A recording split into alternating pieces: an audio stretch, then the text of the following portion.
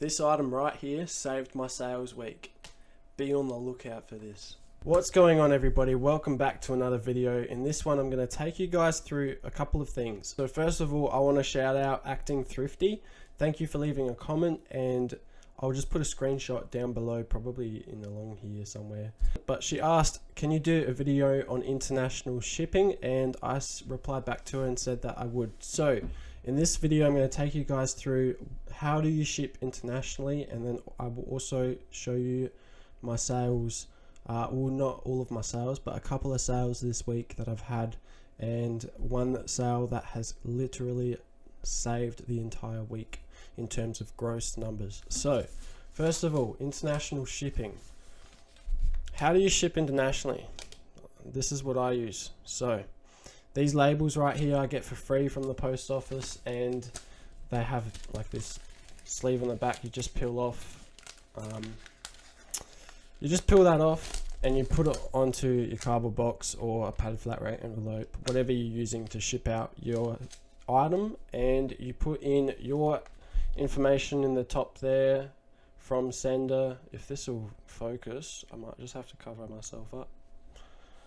Yeah, so you put your top information in there from sender to whoever it's going to, and then just put all of the details in through here: country, state, postcode, address, the name, all the rest of that. Then you include the information of what the item actually is, and then how many there are of that item. So most of the time it's just one item. And then the weight for the item and the sale price of the item. I include the sale price as the full amount of what the buyer paid. That includes eBay's sale taxes, if they charge the buyer eBay sales tax. Normally they do for international shipping, so I include that into this. And then you put your signature just up there, and you also tick a box. This is going to be a bit of a pain, but there's a box there: in case of non-delivery, return by most economical route. You want to tick that box just in case the person does not receive the item, or it gets put through customs and they won't allow it, or whatever the case might be. That you need to tick that box just so they know to just send it back to the person who sent the item originally. So that's why you have to fill out your from details, because if you don't do that, they won't know where to send it to. Okay, so I'm currently editing this video and I forgot to mention a few things. So the first thing I need to mention is when you're shipping internationally, I did mention that you can just you can take the back of this label off and put it on top of the box. But before you do that, normally what I will do is I will fill out all of the information, pack and ship all of my items into the boxes that they need to be into. And then once I've done that, then I'll put the label on top of the box. I won't even stick it down. I'll just make sure I know where it goes, like what label is for what item. And then I'll go in with my items, give them all of my Australia stuff that's going into state first, then I'll give them my international items, and they will put this on top of the box and then put that onto the scales, weigh it, and then from there they have to fill out all of this information that's here, including your email address, which is something that you also need to put into here. You need to put your email address if you want to have notifications of when the item's getting delivered and has been delivered or gone through customs, etc. Which is something I do just for the sake of knowing where the item's at in terms of delivery. The next thing is that there are also certain places where you can't ship internationally from Australia due to COVID. So some of those places, the best solution to know what places you can and can't ship is go into your local post office and just ask them. They do have, I think, like a sheet or a booklet that they'll hand you that will explain where you can and can't ship. Most of the time I can ship to United Kingdom, United States, China, Japan, Asia, I think, Malaysia. What else? I can also ship to Qatar. So Qatar. I don't know how to pronounce it. If you guys do, let me know. But if you ship out that way, they don't actually have to fill out any of this information. So it does save them time and you time if you are shipping out that way. But most of the time they're going to have to fill out all of this information, and then from there they will give you the yellow slip here with the tracking number, and they keep this green slip. So make sure you do not take these green slips out, or the green and yellow slip out, and just leave it as is with the item that you're going to go ship out, and then they can just take this off and peel it off for you and put it on your box for you. And normally they like to put tape on the sides here and on the top, just so that this label doesn't come off, because these aren't actually that sticky. They're not the greatest things, so that's why they tape them up as well. That's about it in terms of shipping things internationally. Make sure you're packing your items right, and weighing your items right, and charging them by the right amount of shipping.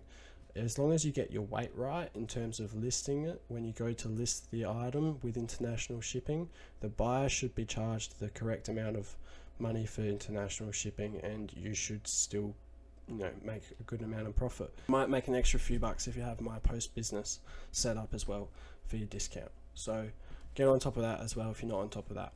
So that is the way that I ship out my items internationally.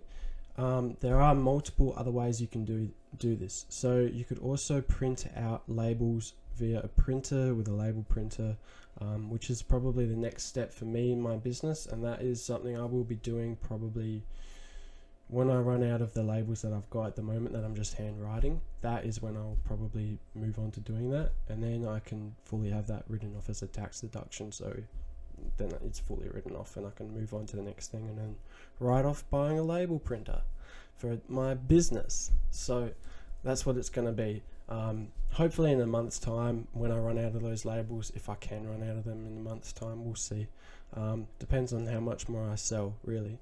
But when I do, I'll probably end up doing it similarly to how Diary of a Flipper does it, which is he has two label printers set up. One's an actual printer and one's just the thermal label printer that you can get.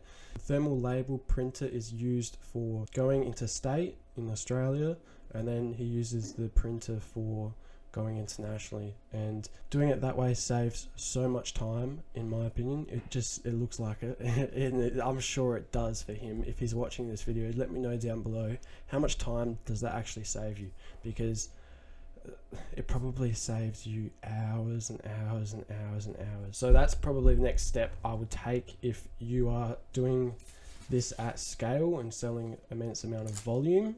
If you're just starting out selling part-time or doing this as a side hustle, this is probably the best starting point for international sales. Now the next thing I wanted to move on to is going to be what sold this week and what I have to ship out tomorrow, basically. So I'll run through those items with you guys. I didn't have many sales this week. My sales actually dipped this week compared to last week and the week before.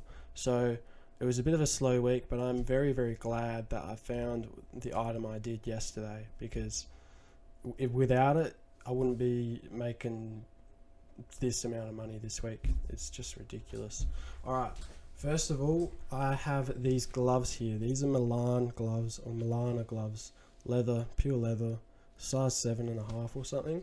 These are going internationally. So what I'll do is I'll fill out my information and the buyer's information, write that they're a pair of gloves, write that they're going to be like 200 or 300 grams, probably about that, and then write the price that the buyer paid and ship them out internationally, and they'll go into a padded flat rate envelope and fit pretty easily. So these will probably only cost me about $25 to ship out. Next thing I have going out is this Wii Sports remote control bundle and the game with a nunchuck.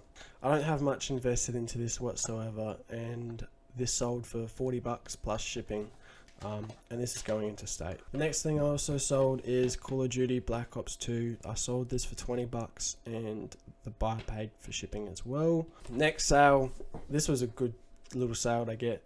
I sold this for $70 plus shipping. Now this is a VHS beta tape. So if you see these beta tapes, look them up, because these tend to be worth a little bit more than actual VHS tapes. But this is a rare episode of, well, not episode, but it's the grand final of 1976, and yeah, it's pretty rare. Can't get this unless you're finding it at a garage sale for $1 or $2. So turning it into $70 is pretty good. Next sale here is a pair of jeans. Now this brand here is called Miss Me. Miss Me jeans resell for a fair bit. I've had this pair for a very long time. I think I bought them for about $7 to $11. I normally don't pay any more than $11 for jeans. Occasionally I might pay $13 if I know I'm going to get, you know, $50 out of them. But yeah, so I've had these for a while, and I ended up taking a best offer of $40 plus shipping. I had them listed for $60 to $70 for the longest time, and nobody bought them. So I'm glad I'm getting rid of them and getting the cash flow on this deal. So that's basically all it is now. Some cash flow. For the next sale I have going out, it's the Cambridge History of the Bible. Now this book set has a couple comps. There's a couple comps for like $80 to $100 plus international shipping, and I had this book set for the longest time. I got them for free out of the Hard Rubbish, funny enough, and they were sitting for ages. I've had them for so long. I had these in the garage sale, and I put them back up online onto eBay, and they sold for $55 plus postage.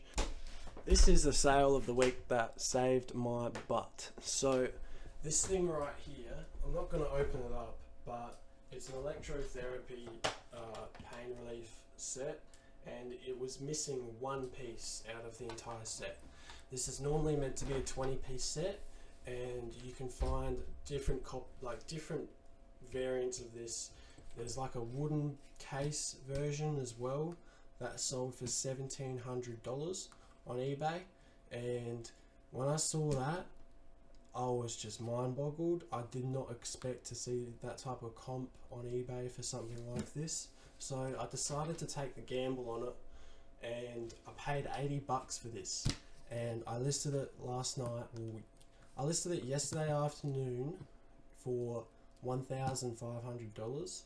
Slept, got up in the morning, and I saw that somebody had bought it for full asking price of $1,500 plus postage.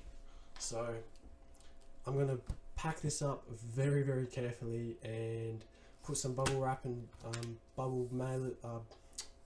air bubble things on the inside of this, just to make sure that none of the glass bits move around or fall out of place. And then I also bubble wrap the actual case itself and put it in a box just to protect it in case of anything, basically. But it should be okay and shouldn't really have any issues, because it is basically a fucking briefcase, so shouldn't really have any trouble shipping it out. It does weigh a lot, and it will probably cost about $20 to ship out. I'm not going to be surprised if it does cost that. Might cost a bit more. Hope I didn't get the weight wrong, because it might cost a little bit more than $20 to ship out. So this was a great grab. I can't believe I found this in Salvos for $80. $80 investment into $1,500 gross. I think I'll make a net profit of at least $800 on this. Probably a lot more, maybe $1,000. We'll wait and see. This is definitely the biggest sale to date that I've ever had so far. The last sale that was the biggest sale to date was the jersey that I sold in this video right here. So if you guys want to go check that video out, feel free to.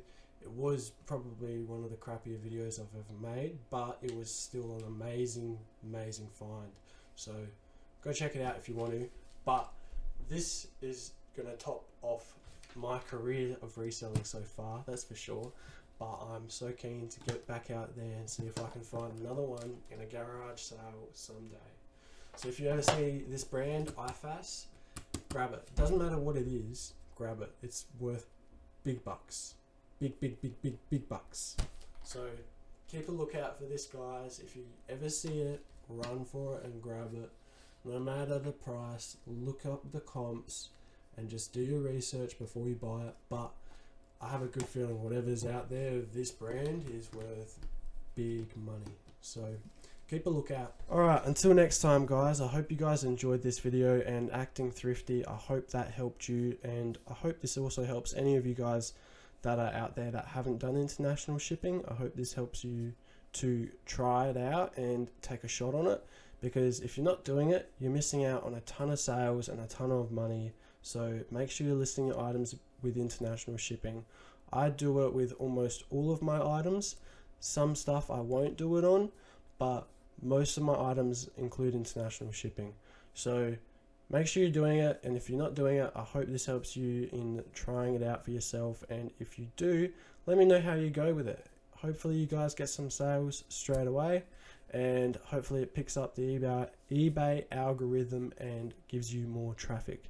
Until next time, stay humble, stay hustling, and I'll see you on a garage sale video in a couple of days time.